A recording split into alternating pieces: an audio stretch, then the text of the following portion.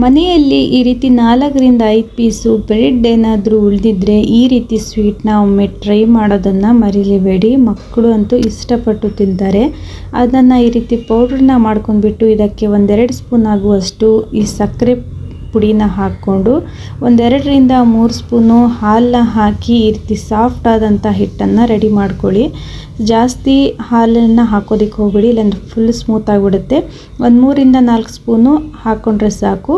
ಈ ರೀತಿ ಸಣ್ಣದಾದ ಪೇಡನ್ನು ತೊಗೊಂಡ್ಬಿಟ್ಟು ಈ ರೀತಿ ಮಧ್ಯದಲ್ಲಿ ಈ ರೀತಿ ಹೋಲ್ ಮಾಡಿ ಕಡಿಮೆ ಉರಿಯಲ್ಲಿ ಇದನ್ನು ಎಣ್ಣೆಯಲ್ಲಿ ಫ್ರೈ ಮಾಡಿಕೊಂಡ್ರೆ, ಹಾಗೆ ಒಂದು ಸ್ವಲ್ಪ ಚಾಕ್ಲೇಟ್ನ ಸ್ವಲ್ಪ ಬಿಸಿ ನೀರಲ್ಲಿ ಈ ರೀತಿ ಇಟ್ಟು ಮೆಲ್ಟ್ ಮಾಡಿ ಈ ಮಧ್ಯದಲ್ಲಿ ಈ ರೀತಿ ಕಟ್ ಮಾಡಿ ಈ ಚಾಕ್ಲೇಟ್ ಹಾಗೆ ಮೇಲ್ಗಡೆ ಕೂಡ ಒಂದು ಸ್ವಲ್ಪ ಚಾಕ್ಲೇಟ್ನ ಹಾಕಿ ಸ್ಪ್ರಿಂಕಲ್ಸಿಂದ ಅಲಂಕರಿಸಿದ್ರೆ ಮಕ್ಕಳಿಗೆ ಇಷ್ಟವಾದಂತಹ ಡೋನಟ್ನ ಮನೆಯಲ್ಲಿನೇ ಬೇಕ್ರಿ ಸ್ಟೈಲಲ್ಲಿ ನೀವು ಮಾಡಿಕೊಡ್ಬೋದು. ತುಂಬಾ ರುಚಿಯಾಗಿರುತ್ತೆ.